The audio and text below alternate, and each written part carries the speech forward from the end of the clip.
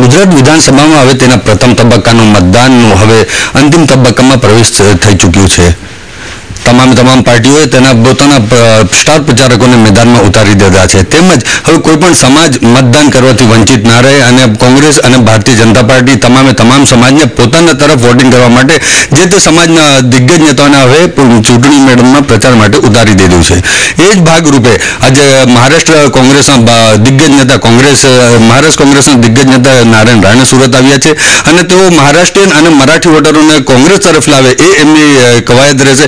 હવે આપણે જાણીએ નારાયણ રાણેજીથી કે એ અહીંયા કેટલી મહેનત કરશે અને मराठी અને महाराष्ट्रीयन समाज वोटरों ने केवी रीते कांग्रेस तरफ वाटसे.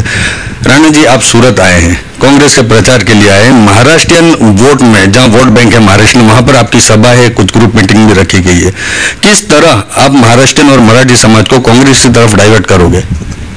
नहीं, कांग्रेस की तरफ डाइवर्ट करने की आवश्यकता नहीं. ऑलरेडी वो कांग्रेस की ही है, ऐसा मैं मानता हूँ. और मैं महाराष्ट्रियन है इसलिए महाराष्ट्र बस्ती में जा रहा है, ऐसी बात नहीं है. मैं कांग्रेस का नेता हूँ और जिस बस्ती में गुजरात के लीडर हमें लेके जाएंगे वहाँ मैं जाऊँगा. और मेरी पहली सभा महाराष्ट्र बस्ती में है, तो मैं लोगों को कहूँगा आप गुजरात में रहते हैं तो गुजरात में सेफ रहना है, आपको तरक्की करना है, तो गुजरात में बीजेपी की सरकार बदल के कांग्रेस की सरकार आपको लाना ही पड़ेगा. इसलिए कि नरेंद्र मोदी जो है वो 10 सालों से यहाँ काम कर रहा है एज ए सीएम करके और बड़ी बड़ी बात कर रहे हैं. हम गुजरात को बहुत आगे लेके गया, बहुत डेवलपमेंट हमने किया है.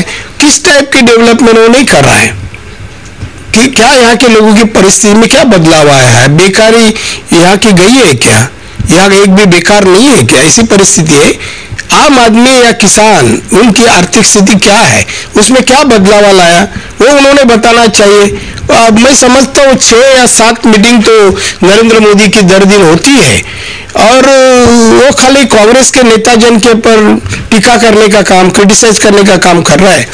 उनको क्या आवश्यकता है? उन्होंने काम किया तो लोगों को कहना चाहिए मैं काम किया हूँ, 10 साल आपकी सेवा किया हूँ, डेवलपमेंट किया हूँ, वो देखकर आप वोट करो.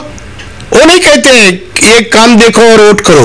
वो आदरणीय सोनिया गांधी, पंतप्रधान हमारे मनमोहन सिंह साहब या हमारे आदरणीय राहुल गांधी इनके ऊपर क्रिटिसाइज कर रहे हैं,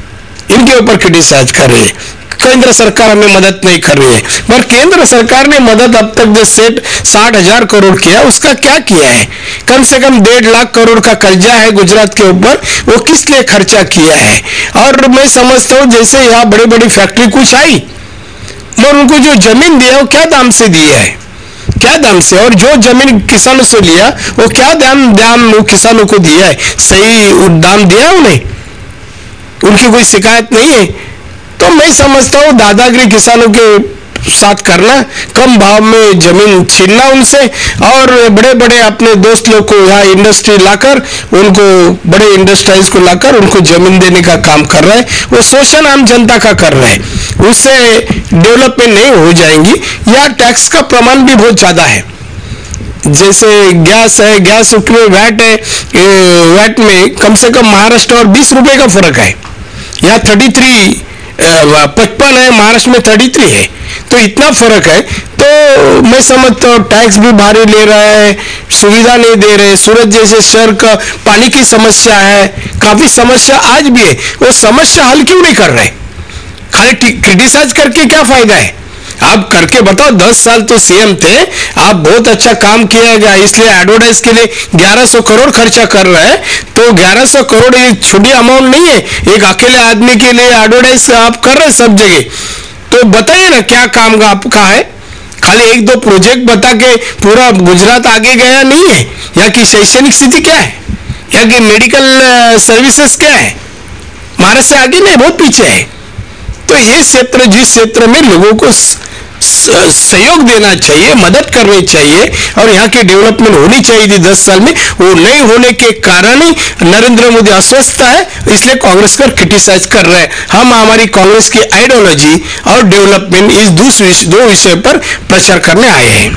जिस तरह नरेंद्र मोदी जी ने गुजरात पर रूल किया है, गुजरात को लीड कर रहे हैं, आपने कहा कि 1100 करोड़ रुपए एक साल में सिर्फ अपने प्रचार के ऊपर खर्च किया। मुख्यमंत्री आप भी महाराष्ट्र के रह चुके हैं, आपकी वर्किंग स्टाइल में और नरेंद्र मोदी जी की वर्किंग स्टाइल में आप क्या फर्क महसूस करते हैं? अपने अपने अलग अलग स्टाइल होती है, और मेरी स्टाइल मैं क्यों बताए, लोगों ने बताना चाहिए। हमारी स्टाइल लोगों को जो पसंद था वही थी, और ये उनको नरेंद्र मोदी की स्टाइल नरेंद्र मोदी को ही पसंद है।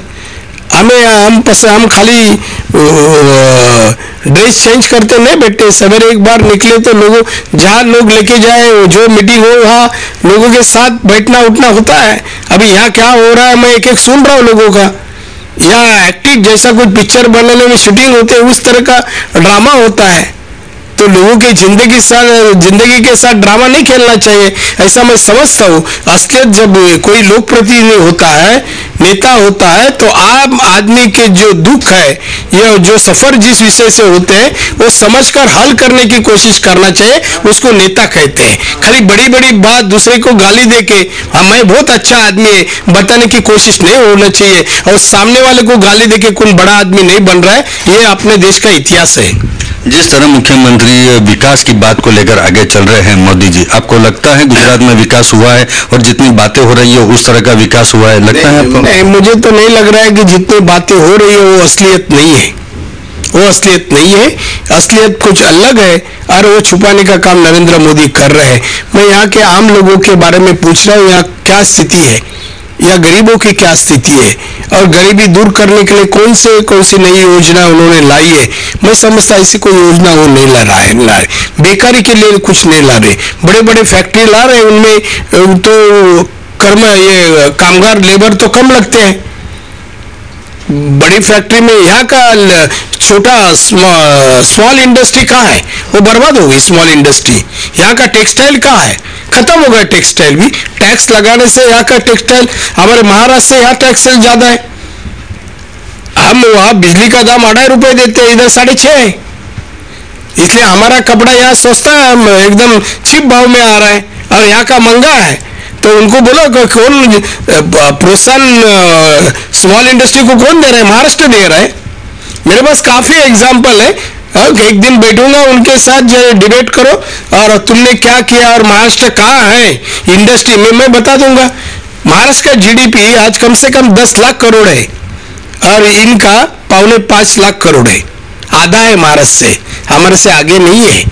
पर इनकम भी हमारा ज्यादा है, हमारा मानवीय निर्देशांक भी गुजरात से आगे है। तो मैं समझता हूँ यहाँ महाराष्ट्र से आगे जाना है तो कांग्रेस से आना है, इनका काम नहीं है, ऐसा मैं समझता हूँ।